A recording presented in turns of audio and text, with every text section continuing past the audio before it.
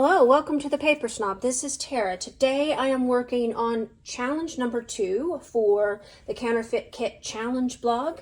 This is a blog where we create kits based off of an inspiration kit. We do this January through November, and then in December we take a break with our regular kitting functions and we do Christmas challenges. But for the month of November, Master Forger Vicky is in charge, and she challenged us to scrapbook our favorite tradition memory for the fall. And I am going to scrapbook this photo of my son. This boy will be 30 in January. I don't even know how that's possible, but he will be. And so this month's Counterfeit Kit inspiration kit was Traci Reed's Goldenrod. I do own that digital kit, and so I printed some of the papers. So those are 3 of the papers. I did a print and cut of the stickers, but I'm also going to add some other items from my counterfeit kit because the collection reminded me of this collection from American Crafts, Farmstead Harvest, something like that. And so I have a lot of this collection in the kit because the colors are so close and some of the icons are similar.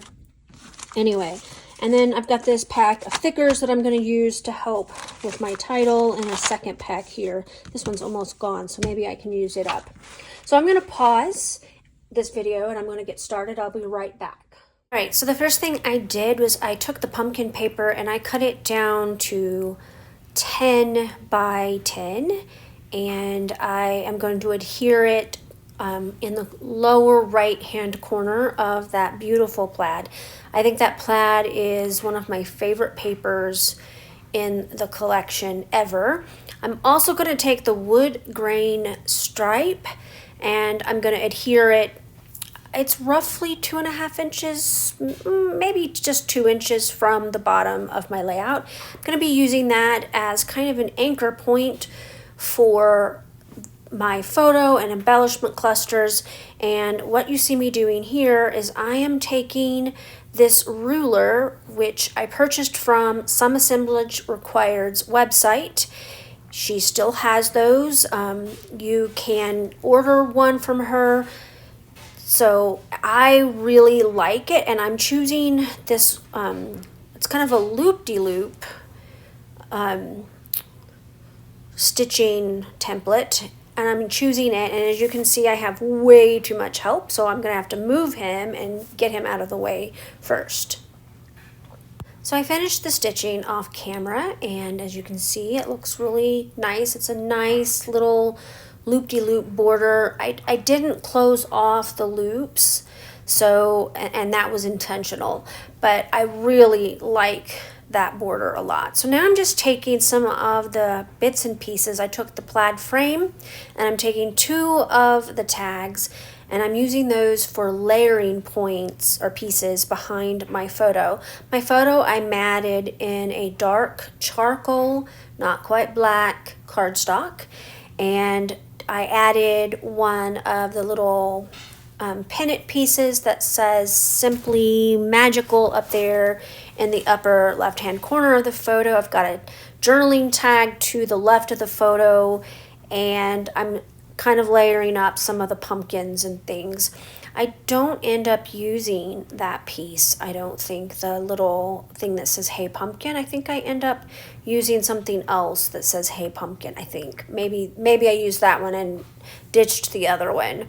I have not put my title on here yet, which ends up being kind of a mistake. Thankfully, I had not glued a single thing down, so it doesn't matter a whole lot because I'm going to take everything, I'm going to push it up, and I'm going to put my title down above the stitching so that you can still see the stitching on my layout and I don't cover up any of it. But right now I am just still layering up some of the pieces. I end up using all of the little leaves from the sticker pack in this digital kit on here. I'm really thrilled and happy with the way that this looks. so far, and I am gonna go ahead and try my title. These are, I believe, Simple Stories Color Vibe foam stickers, and they do stick very, very well. I grab an N off because I thought that I was going to be putting the title somewhere else, so I just set it back down, and I'm gonna put pumpkin there, and then on camera I actually put guts across some of the stitching, and when I shut the camera off to glue everything down, I decided I didn't like it, and so I switched it up off camera. And so at the end, when you are listening to my follow-up to what I did, you will be able to see where I moved the title so that it's all the way across on that wood grain stripe. I love that stripe. It is really, really gorgeous.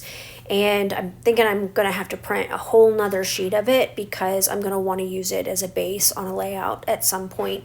I did have to jury rig an I for my title because I didn't have any. I just used an F and cut off the little legs for the F, and that works very well.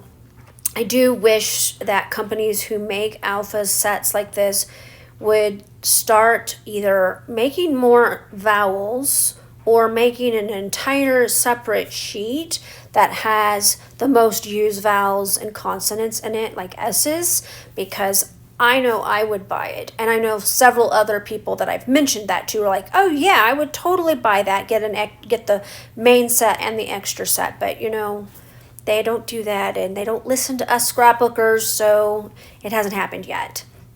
I'm still layering up some pieces behind the photo. I like that little ticket there. And I decided to pick up that Simply Magical and move it up to the top left corner of my layout. And I believe that is actually where it stays. I put the circle that says October over there to the left of it. And now I'm kind of playing around with the different phrases. I thought I might put that second Hey Pumpkin on there. I took it off because it's not going to work. And then I put a tab above the banner piece, the pennant, that says love this or something like that. Added 2 more leaves. So I like that cluster. All right, I got this layout completely done. Off camera, I did all the gluing, and I changed my title around a little bit. I moved that photo up so that I could put the full title here and not cover any of my stitching. I did use some fun foam adhesive underneath things like this pumpkin and these 2 pumpkins and here.